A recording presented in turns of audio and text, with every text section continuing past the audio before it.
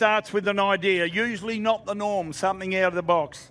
And it is led by a great leader, supported by a team of workers, faithful, hard workers.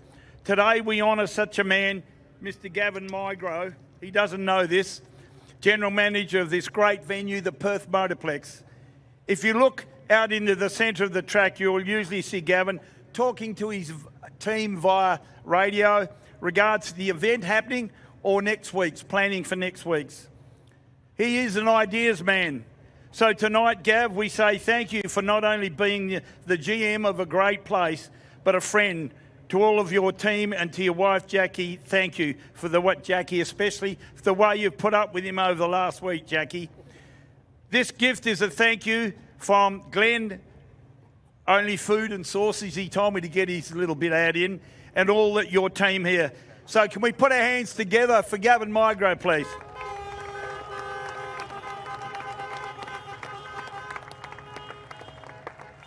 Thank you. Let's pray. Father, we thank you for this great sport. We thank you for the way that everybody here over the last few days has been incredible. Not much sleep, but they're just pulling their weight, and we thank you for it. For the racing, for the way in which everybody puts their heart into it. For the spectators, they've been out of this world, Lord, the way they've just been coming along and supporting it. And Lord, we look forward to a great night. And again, we just pray at the end of this night, drivers, crews, officials, spectators will all go home with a great smile on our face. In Jesus' name, amen. Ladies and gentlemen, please remain standing for the American and Australian national anthems. Oh, say, can you see by the dawn's early light what so proudly we hailed at the twilight's last gleaming, whose broad stripes and bright stars through the perilous fights and the ramparts we watched were so gallantly streaming, and the rockets' red glare, the bombs bursting in air, gave proof through the night that our flag was still there. Oh, say, does that star-spangled banner yet wave o'er the land of the free and the home of the brave?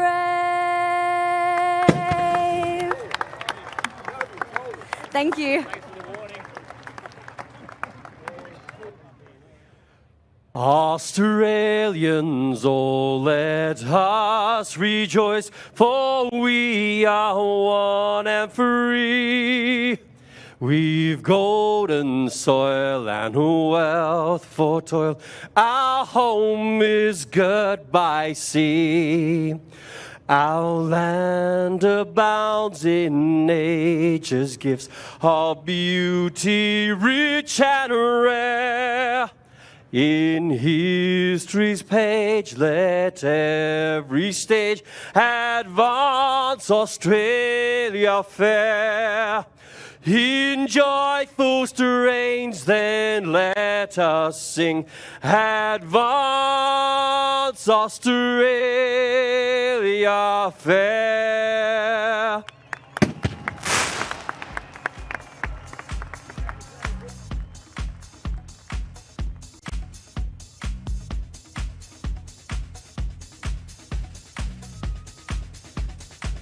So, opening ceremonies done and dusted. The venue is chock-a-block. That's an Aussie saying, I think.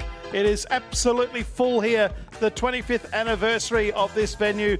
And what a way to say goodbye to 2024, our last event of the year.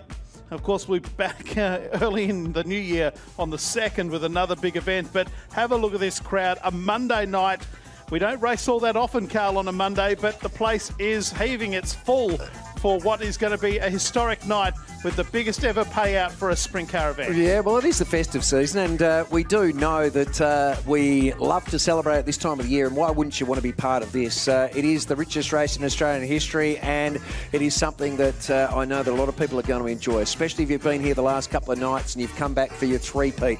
I reckon Tony's going to get in on the action here, and I think we're going to head downstairs to Tony Laporte. Tony, how are you?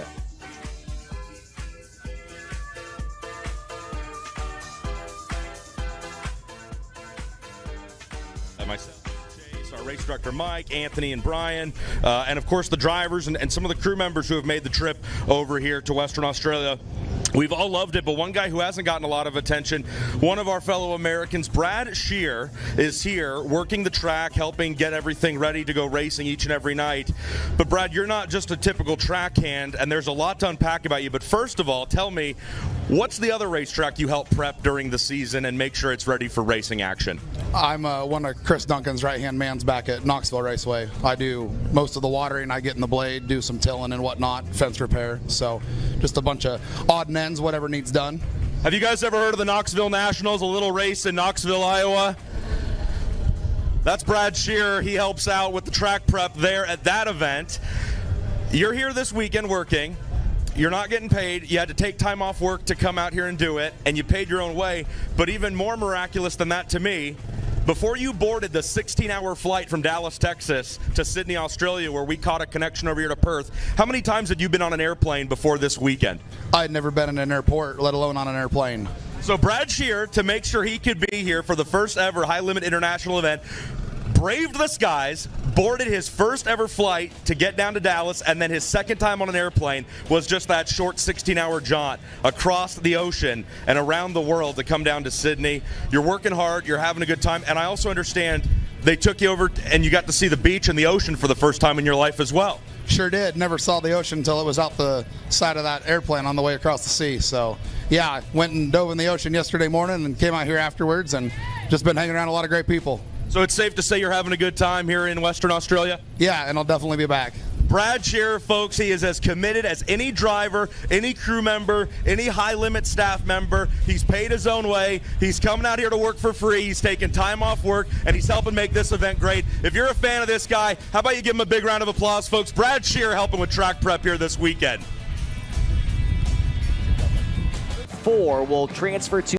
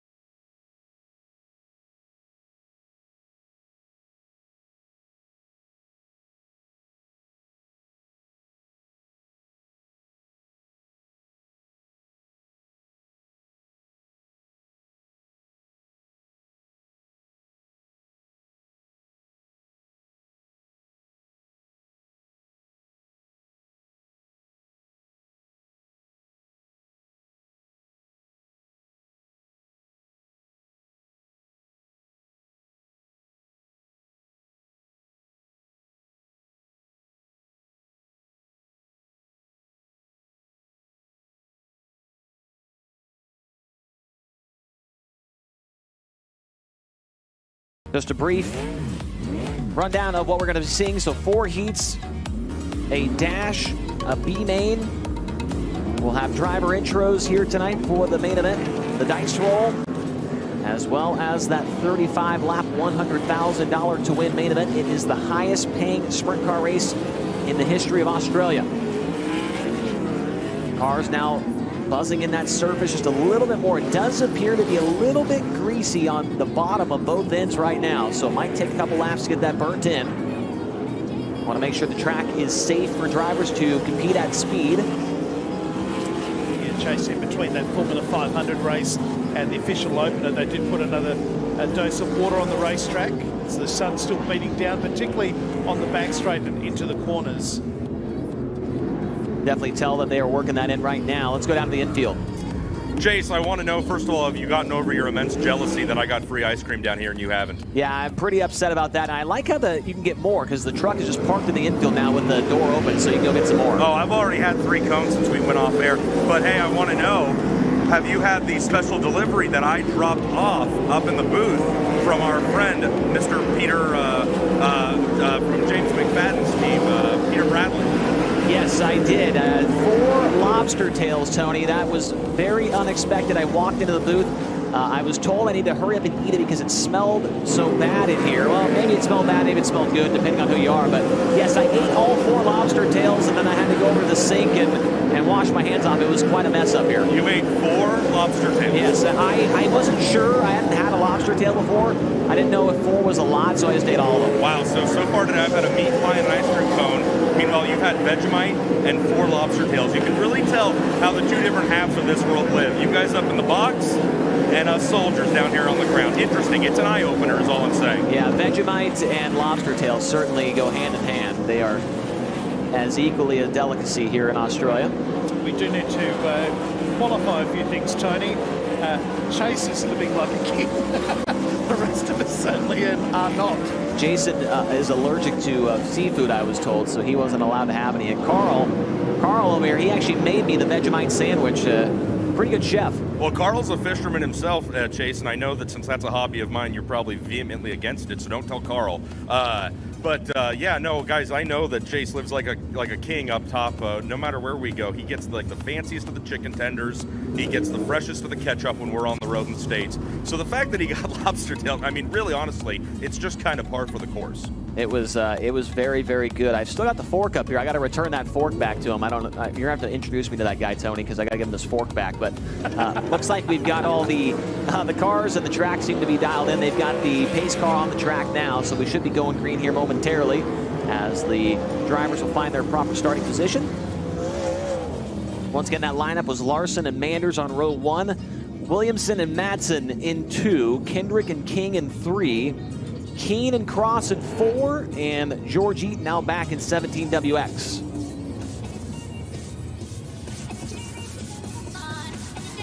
And Kyle Larson will be utilizing that new rule that we have with Highlander Racing. Going into 2025, the pole sitter of a heat race will have the opportunity to either start inside or outside for every heat race next year. That is a new rule coming to the series, and we have implemented that here this week at High Limit International. So Kyle Larson, instead of starting on the bottom, he chose to go to the outside, which is now allowed in the High Limit Racing rule book. Pace car headed towards the infield. The first race of the night here for the finale of High Limit International at Perth Motorplex, about to go green. It is Kyle Larson and Caden Manders. I don't think that one's going to work out too well. Green light stays on for now, but I would expect to see the yellow light come on, and there it is, as Caden Manders, a little bit early on the throttle there, I would say, Jason. When we have a look at the replays, just a little bit. Here we are. Watch the background of the green lights, and they're not even on, and he's well and truly clear before they do come on. So with the camera angle from upstairs shows it every time. You cannot get away with a jump start here because the control lights in the middle of the turn, they come on in the background. You can see when they're on and when they're not. So here's the restart coming up, 9 cars, 8 laps. That's going to put Jack Williamson now up to the front row. They're going to bump back the 60 of Manders for jumping that start. So move the 24 car now up alongside of Kyle Larson as they now look for an even start at the front of the field off of the Mobile One, turn number 4, and we are underway. The first heat race of the night. Larson going to go to the top of the racetrack in turns 1 and 2, and he starts to pull away quickly from the field. Race for third down the back straightaway, Kerry Madsen. Underneath them, Caden Manders. They get very close into turns 3 and 4. Looks like Manders is going to hold on to that spot across the line. They may have bumped tires going down the front straightaway as Manders slams the door in Kerry Madsen's face. Off of turn number 2 and down the back straightaway, Madsen has the final transfer. Michael Keane trying to close in on him. So Kyle Larson already has established a massive lead in the context of this race. 1.6 seconds ahead of Jack Williamson. The battle is for third and fourth. The 60 car of Caden Manders and the 26 in fourth place, which is that of Gary Madsen. 13.274, the best time by Kyle Larson as he's driving away with this one. Third and fourth relatively close, Manders and Madsen, but they are probably 150 metres behind Kyle Larson at the halfway mark. Michael Keane trying to close in on Kerry Madsen for that final transfer spot. If he cannot do it, he'll have a solid starting position in the B main event later on, but Keane is trying to make things a little bit easier on himself. Down the backstretch, about a half a straightaway behind that number 26 car driven by the Madman. Last time by, Kyle Larson's lead is extended to nearly 3 seconds, 2.980, the exact distance between himself and the number 24 of Jack Williamson. So 2 laps to go. Larson well clear. Manders is starting to close now on Jack Williamson. It's half a second between second and third, but there's the margin back to first. Manders is going to put a slider on here. Comes underneath of the 24. They're side by side as the white lights come on, and Manders goes into second place. Meanwhile, at the back of the field, Jason Kendrick has put himself on the infield. Checkered flag is out. Kyle Larson takes the opener tonight. Second goes the way of Caden Manders. Jack Williamson third. Fourth is Kerry Madsen. Michael Keane is in fifth place. Tim King is next. Then George Eaton, Matthew Cross, and Jason Kendrick retired on lap number 6 and did not complete the distance. Kyle Larson, Caden Manders, Jack Williamson, Kerry Madsen, and Michael Keane are your top 5. Those top 4 will be heading to the feature. The winner, Kyle Larson, will be going to tonight's dash. Here's a replay of what took place there in that one.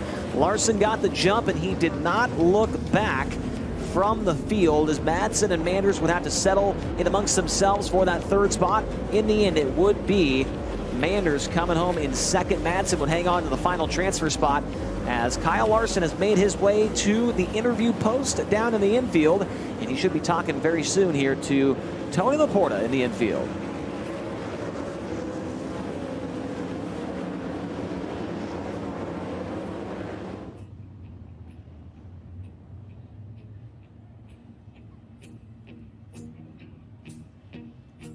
Rise Specialized Services Heat Race number 1 goes to Kyle Larson. Kyle, great jump on the initial start right there, or actually rather the secondary start. What goes into timing a start like that, and do you plan something like that out early when you roll onto the track? Well, honestly, I forgot that we get lane choice in the heats, and was concerned, being on the inside, that it was still greasy there. And once I heard Hess say we could choose, I was like, oh, crap, I got to make a decision here. So I gambled and went to the top, and yeah, it's a bit confusing on the front row, I think, when you're not the control car, but you're so used to being on the inside lane. So, yeah, he unfortunately jumped. And then the next time, I was able to get a good launch. So, yeah, the bottom was just a little greasy to launch. So I didn't want to be down there. Kyle Larson was thinking mighty quick about this start. Rise Specialized Services Heat Race number 1 goes to the driver who is looking for a little bit of redemption after last night's A main event. Heat number 2 now on the racetrack. It's the electrical group training heat number 2. Get your electrical career off to a flying start with EGT, employing and training over 500 electrical apprentices in Western Australia. Go to egt.net.au to get started. Here's the front row for heat race number 2. On the pole, it's the driver to Penfield Gardens, South Australia, the McLeod Toyota Specialized Tire, new power tires, A1 Welding number 52. It's Matt Egel. And outside of him, from Fresno, California, the Nasco Supply, QV Automotive, Valvoline, Scarterfield Smash Repairs number 71. It's Hot Sauce, Giovanni Selzy. Row number 2, the Queensland 66 Ryan Ryan Newton, who started the season here with a bang, winning the feature race on his outside, the U21 of Justin Whittle. On the inside of the third row, that's where you're going to find the driver to Perth, Western Australia, the WA Fuel Colonial Freightline, CJD Trucks, Castrol, number 9 of AJ Nash. And outside of him, from T South Dakota, the State Bank of Fairmont, Octane Inc., Franklin Motor Company, Dahmer Trucking, number 09 of Matt Jewell. From position number 7, the Dingo D, car number 44 of Ryan Lancaster, and on his outside will be the 13 of Miles Bolger. Your final starter, back in the 9th position out of Perth, it's the Royans Transport Accident Repair, VP Racing Fuels, Pilbara Heavy Haulage Girls, NTI number 90, it's Brooke Newson. 9 cars, 8 laps. Once again, the top 4 will go to the feature. The winner will go to the dash and redraw for position 5, 6, 7, and 8. Matt Egel last night, that impressive podium run in the 3rd position. Gio Scelzi, a 10th last night and a 14th back on Saturday. You got Ryan Newton and Justin Whittle in row 2, so a pretty solid heat race here, Carl. Interested to see what Newton can do. He's had some bad luck the last couple of nights, but he's shown speed. Absolutely. And 23rd and 11th the last 2 nights. I think the one that really jumped out at me last night was Matt Egel from Penfield Gardens in South Australia. And he really did emerge last night as a real threat. He had a very fast car. He did. And he was battling it up there with the likes of Brad Sweet, Callum Williamson. He was not backing down from those guys. It looks like he's going to do the same thing that Kyle Larson did and choose the outside for this initial start. So Matt Egel going to elect to start from the outside of row number 1. Got to move Gio Scelzi down to the bottom, as they will be looking for the green coming off of turn number 4 this time by, and heat race number 2 is underway. Not a very good start from the bottom there for Scelzi. He's going to get circled by the 21 of Justin Whittle. Whittle quickly into second as Matt Jewell slides in front of Ryan Newton. They're going to get together down the back straightaway. Jewell has that 4th and final transfer spot for now. Ryan Newton going to try and roll the middle. Gets to the back bumper down the front straightaway, trying to close in on the 09 car. Up front, it's all about Matt Egel in car number 52. Justin Whittle runs in second. 3rd spot is Scelzi. Ryan Newton gets to the left rear of Matt Jewell, who kind of chops him going into turn number 3 and hangs on the 4th for now. Don't discount AJ Nash either in the 9 car, the West Australian, who's not too far away, although just drifting back a little bit too far, is in control now, Jewell, of that 4th and final transfer spot. Meantime, the man we spoke about before this race got underway, Matt Egel, out with a 13.458. That's his quickest lap in the race. He's opened up a nice little margin now over Whittle and Scelzi, the 2 Americans, along with Jewell running in 4th now. Ryan Newton nearly clobbered the wall coming off the 2nd corner, and Matt Jewell has put some distance between himself and that number 66 car. It has not been a very good weekend so far for Matt Jewell. Was 19th on Saturday, did not make the show here yesterday, but he's looking for at least a $2,000 payday if he can hang on to 4th. But Ryan Newton closing back in, looking to the inside, turns 3 and 4. Here he goes, takes the spot away down the back straightaway. Matt Egel comes on and leads lap number 6. So, really good passing move there by Ryan Newton as he goes through to complete the lap, and he takes over from Matt Jewell. That's really where the interest of this race is. You'd expect that if Egel, Whittle and Scelzi stay in the positions they are, which is well clear of anybody else, they've got plenty of racing room, and down the back straight for the last time, and now clearly Newton has moved away from Jewell with superior pace and speed, but out of turn number 4, down to take the checkered flag is Matt Egel from Whittle, Scelzi and Newton. Jewell is 5th. Then we go back to Nash, Lancaster, Bolger and Brooke Newson whips in the field of 9. Good stuff there from Matt Egel, your race winner out of Penfield Gardens, South Australia. He will be going to tonight's dash. Going to the feature, Justin Whittle, Gio Scelzi, and Ryan Newton with the late race pass of Matt Jewell to take over that 4th and final position. But it's all about Matt Egel. Has been impressive here the last 2 nights. And there's certainly going to be some people around the world that did not know him before, and now they do. He is looking to take home that 100 grand back to South Australia. And unfortunately, Matt Egel missed our interview post right there on the front stretch. He's got to come back around and get over there in just a few moments. You take a look at the highlights in that one as Ryan Newton gets by, maybe just a slight bit of contact there, maybe not, as he went by Matt Jewell for 4th with just a lap or so remaining in that 8-lap affair in heat race number 2, which was brought to you by the folks at Electro Group Training. let's take it downstairs to Chris Mitchell, who's going to have a word with our heat race winner. We'll pick him up as he comes into victory lane. Matt Egel, the South Australian, scores himself a win here in electrical group training Heat 2 with a lock-up into victory lane. He likes arriving in style, these South Aussies. We'll let him get his board and get his photo there for the Perth Motorplex social media. And Matt, as a gift as well, on the final night, you can keep this one, so you can take that with you as well. Just tell my crew guys locked in gear. All right, so I'm going to tell the crew it's locked in gear. So there you go. So that'd be the reason why Matt probably drove on past us to pull up in victory lane. Despite all of that, a heat win on the final night, getting you set for a big set of races coming up later tonight. Yeah, that's it. That heat race was very important. Pretty nerve-wracking, to be honest. The start was so important to get that win and lock us in the dash now. And yeah, it's going to be a big game changer for tonight. Are you more nervous about racing in the dash or answering those awkward questions when you go to spin the redraw wheel later on with Tony Laporta? It is what it is now. Like I've kind of locked myself into the pointy end of this show now. So the nerves are kind of gone, and I'm just going to enjoy the moment now. Before we get to it, are you a threat for $100,000 tonight? Do you feel that confident for $100 grand? Look, I got to be confident as a driver, or else I shouldn't be here. So yeah, we're a threat. Like I said last night, all the stars have got a line for us, and if they do, yeah, we're in for a chance. How about a Perth Motorplex? Matt Egel takes electrical group training heat number 2 here. The South Aussie will quickly let him get pushed away as we'll get a few more people in here for a quick chat on our infield. Just a few door slammer drivers. One a bit older than the others, see the side of him now. With me on the infield I have Lisa Gregorini, Daniel Gregorini, and the young gun Brody Zappia. He's now the young gun. I know you still carry the young bloods thing, right? These guys are door slammer drivers. They like going 400 k's an hour, doing a quarter mile in less than 6 seconds. We've got a bit of a big one coming up this Saturday here at the Motorplex. Lisa, are you pumped?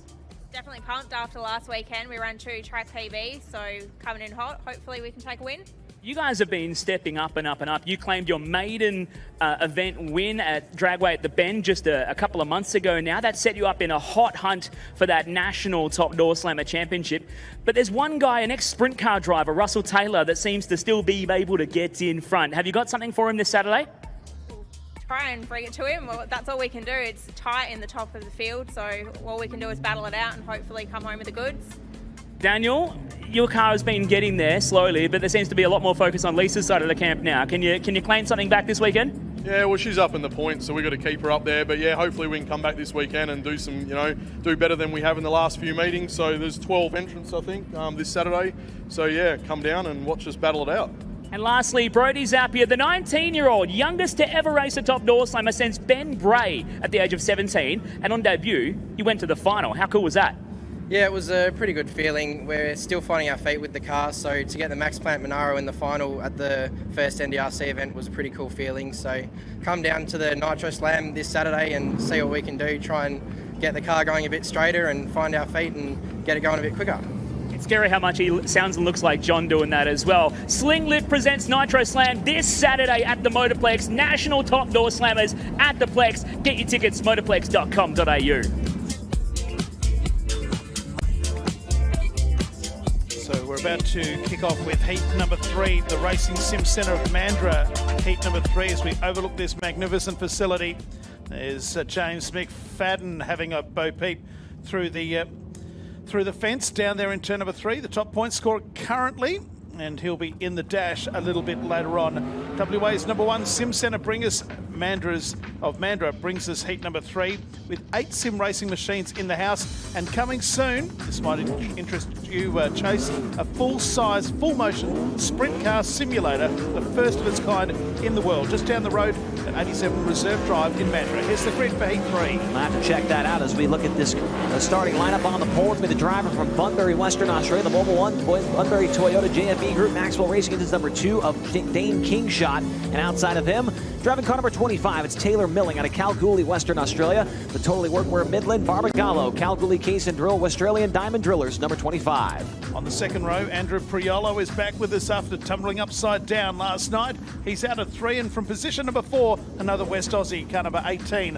of Daniel Hardy. Starting back in 5th from Myallop, Western Australia, it's the Matt Hall's Premium Service Center Thermal Air Conditioning, Phoenix Petroleum, Perella Steel, number 77 of Brad Mayolo. And outside of him, Car number 45 out of Bunbury, it's the Pro West Electrical, the Lane Train, CCR Group, Witten's Irrigation, number 45 of Aaron Cherkop. And off the back row will be the 67 of JD Dack. Position number 7 was to be occupied by Cameron McKenzie. He is a non-starter. 7 cars to run, 8 laps the journey. It's Heat 3, the Racing Sim Centre of Mandurah Sprint Cars. They work into turn number 4. Going to see the green flag this time by Kingshott has also chosen the outside for the start. And Milling is going to get circled by 2 cars, make it 3 cars. He goes from a transfer spot all the way back to 5th. Kingshott going to show the way down the backstretch. Daniel Harding running in 2nd. 3rd spot right now is Cherkop. He runs the top, and oh, that was close off the corner between himself and the 8 of Andrew Priolo. Priolo's got the 4th and final transfer spot into turn number 1. Taylor Milling running in 5th. 6th spot is JD Dack and Brad Maiolo running back in 7th. He looks inside of Dack into turn 3. Here's a slider for the 6th position. Give it to Maiolo off in turn number 4. And a couple of cars at the back of the field chase need to get a wriggle on to get into that transfer spot because they're starting to drop off behind the 8 of Andrew Priolo, who holds that final transfer position at the moment. 3 down and 5 to go. Dayne Kingshott, Daniel Harding, Aaron Cherkop, and then Andrew Priolo in that 4th place. Now starting to close in is Taylor Milling. This is where it'll get interesting for the final transfer spot as we're halfway home. Milling had a really bad start to this heat race. Started on the inside of the front row and fell to 5th by the time they got to turn number 1. Trying to rebound here and at least put himself in a transfer spot. Looking to track down the 8 of Andrew Priolo. Priolo just tapped the wall in the back straightaway right there. Remember, he got upside down last night racing at the back of the field of the feature event. So Priolo's car might not be exactly where he wants it to be as Milling tries to close in, slides up the racetrack, and Priolo gets away down the back straightaway. We have 2 laps to go in heat number 3 for tonight, the final night of the High Limit Series, and our race leader is Dayne Kingshott, and he's getting further and further and further in front. Daniel Harding is 2nd, 3rd is Aaron Cherkop as the white lights come on. There's 1 lap to go. Back into Andrew Priolo, Taylor Milling, then the 77 of Brad Maiolo and JD Dack, and that is the way they're going to finish. Put your hands together, Perth. First home is Dayne Kingshott. 2nd is Daniel Harding, back then to Aaron Cherkop. Also making it through is Andrew Priolo, Taylor Milling. This is out, as does Brad Maiolo, and JD Dack was 7th of 7 all the way through. 1 minute 48.7 was the time for the 8 laps. Dayne Kingshott did that comfortably, winning by 1.6 after the 8 laps, and he is through to the next round effectively. Here is the highlights, and it was pretty close there for positions in the early stages, but Taylor Milling, a really bad start. Yeah, really bad start. As you mentioned, Kyle Larson mentioned during his interview that the bottom may have still been greasy, and that is maybe what bit Milling there, as he went 2nd to 5th and was not able to recover after that happened off the initial start. Tried to track down Priolo, ran out of time. Let's go listen in on our heat race winner, Dayne Kingshott, with Tony Laporta. Dayne Kingshott picks up the Racing Simulator Center Mandurah heat race number 3 victory after tough luck last night over there in turns 1 and 2. Does this heat race victory and subsequently locking in to tonight's dash do anything to make you feel any better? Yeah, we had to put this car together last night, so it's a shame that was a real good car that we killed last night. But we're in the dash, which is the main thing, and I'm pretty confident we've got good speed around here at the moment. We just haven't really had a good run in these high limit races, so we'll get through this dash and hopefully we can make something happen in the future. All right, that was last night. Tonight, it's $100,000 on the line, the richest paying sprint car race in your nation's history. You're in the dash, which means you're starting in the front 8 of that field later on tonight. You starting to think about that money yet? Nah, not so much the money, mate. It's just we all love the money, but it's a big race. I love racing. I want to be here, and we're pretty keen to try and tick off some of these big races. So we'll have a crack. The money's a bonus if we end up getting it. But, yeah, we got a long way ahead and a lot of good guys here to beat. That's Dayne Kingshott. He's been on fire here as of late. He picks up the victory in the Racing Sim Center Mandurah heat race number 3. He's feeling positive despite the setback last night. He will certainly be one to keep an eye on. We now move to heat number 4 for the Metro Tank Maintenance, located down in Naval Base for all your fuel tanker testing, servicing and repairs, including a mobile licence to carry our on-site testing services. go to mobiletankermaintenance@gmail.com.au. Here is the grid for heat number 4. Pair of Americans from the front row on the pole out of Jonestown, Pennsylvania. It's the Gold Star Transport Velocity Truck Center, PTR Financial Valvoline, number U95. It's Brock Zearfoss, and to his outside, starting second from Visalia, California. The Devil Race Cars, Rumbold Ford, Gold Star Transportation, Fridge Tech, number 17 of Corey Eliason. From position number 3, former national champion, won it right here, was in good form last night. It's the T22 of Jock Goodyear, and on his outside, the Queensland 65 of Luke Oldfield. Starting in the 5th position for this one, it's going to be the driver out of right here in Perth. It's the LJS Equipment Scarterfield Smash Repairs, number 80 of James Inglis. And outside of him, from Myallop, it's going to be Jamie Mayolo, starting back in P6. The Matt Halls Premium Service Center, Thermal Air Conditioning, Phoenix Petroleum, Perella Steel, number 99. And from the back row, the Merger Contracting, car number 79 of Chris Coyle. He'll be joined by the 76 of Joel Ettridge. They'll be your starters in the final qualifying heat after 3 nights of competition. We'll see if Zearfoss keeps the trend alive as far as the pole sitters moving to the outside for this initial start. We saw with Kingshott, Egel, and Larson. And those 3 would all go on to win the heat race and subsequently put themselves into tonight's dash to start between positions 5, 6, 7, and 8. Zearfoss and Eliason. Eliason definitely picked up the speed from one night to the next here yesterday. Even though he got into an incident early on in that race, he was still able to charge up and be the hard charger presented by Rod and Supply. Got himself an extra $100 courtesy of Rod and Supply. He was 13th on Saturday and 8th last night, put himself in a decent position here for this evening. And if he can somehow sneak in there and get the win, going to be in a fantastic position to maybe get $100,000 here this evening. Before this weekend, he had 10 starts at Perth, 9 top 10s, 8 top 5s, and 2 wins to his credit. So he really likes this place, it seems like. He certainly does, and he has been a crowd favourite too for a few seasons now that he's been coming down here. So we're hoping that he has a really good run. Having another look over this magnificent facility. I guess we've said it many times since you've been here, Chase, but the place is full. It's fantastic. It's been full every night that we've been here. And no expenses spared. And I can tell you that right now from experience that they did not spare a single expense to make this place as nice as it possibly can be. They have done everything possible to really give the fans an incredible experience of watching Speedway, as you guys call it around here, these sprint cars. And it looks like Zearfoss is going to choose the outside for this upcoming start. We'll see if Eliason can maybe change the pattern that's been going on. Also keep an eye on Goodyear back there in row 2. And Luke Oldfield has had speed each and every night, Jason, but has nothing to show up for 2 22nd place results after having issues. Yes, absolutely. At least he's been consistent, I guess, but he'd like to drop one of those 2s off and be a consistent second, potentially. Here we go with the final qualifying heat. It's going to be Eliason on the inside, Zearfoss the outside. We are green. Oh, and they get very messy. It will be yellow very shortly. Eliason is facing me, and so too is Chris Coyle. Wow.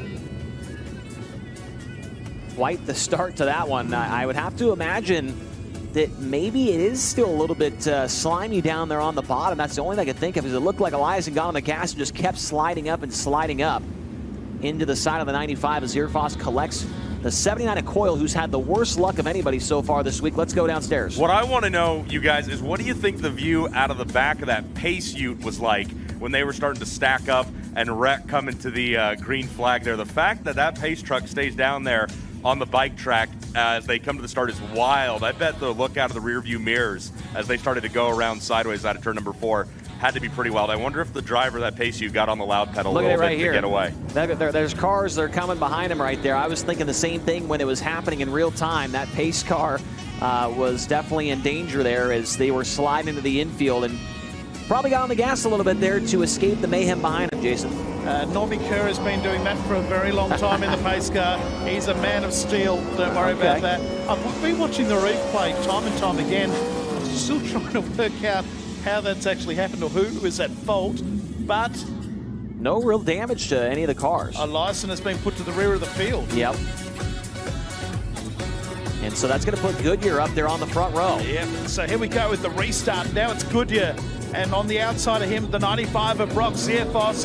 We go green. And they're 4 wide in front of me as they come past the finish line. And Zearfoss takes the lead away from Goodyear as they run down the back straight. Back in third place at this point in time. Looks like it's James Inglis. Well, not anymore. There's the first slide of the 65 goes through. That's Luke Oldfield. Inglis back to 4th. And Eliasson has already come from the back. Is up to 5th and looking to get into that final transfer spot, which he probably thought was safe when he was off the front row. He's now in 5th with 2 down. And he is tracking down Inglis very quickly along with Luke Oldfield. So it looks like the speed is still there for Corey, and he gets over the cushion a little bit right there in turns 1 and 2. But still plenty of time to get up there and challenge for that last transfer position. As Inglis runs the middle, Corey Eliasson turns it down the hill, closes into 2 car lengths into turn number 1. Gets to the left rear. Inglis is able to hold him at bay for now. This time by Brock Zearfoss will lead lap number 4, 404 to go. So a 13.6 and a 13.7 the last 2 laps by Brock Zearfoss. But the battle is for 4th place. It's Zearfoss, Goodyear, and then Oldfield. Here's the last transfer spot we're looking at. Inglis and Eliasson with 3 laps to go.